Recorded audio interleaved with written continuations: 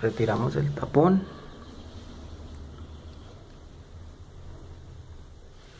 Listo.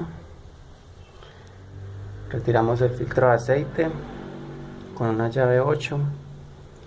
El filtro de aceite es exactamente igual al del Apache 180. Ya se los voy a enseñar. Mucho cuidado con este resorte. Aquí va. Filtro de aceite. Empezamos.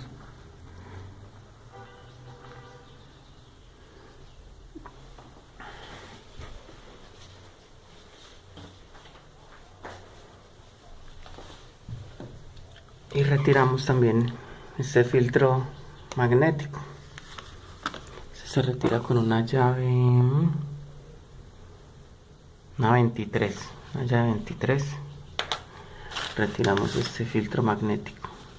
Miren acá, tiene un imán y sale demasiado sucio. Se va así, hacia allá, y luego la tapita, y luego esta tapa. Ya les voy a enseñar el filtro de aceite.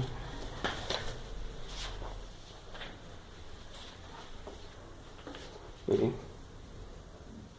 este es el filtro de aceite del Apache 180.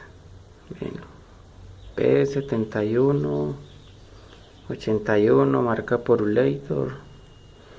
Y ahora miren el de la Wolf, comprado directamente en la SIM. Porulator PI 7181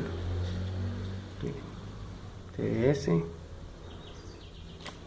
Entonces ya saben, el filtro es el mismo del Apache 180, exactamente igual. Y yo uso este aceite, Valvoline sintético 10W40, muy buen aceite.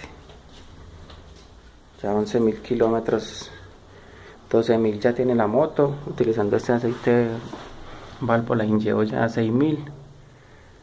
Muy buen aceite.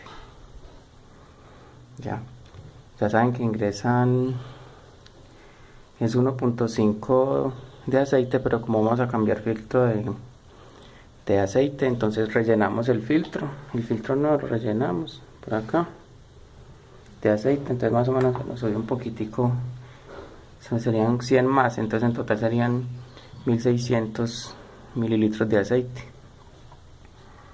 Ahí está, la belleza.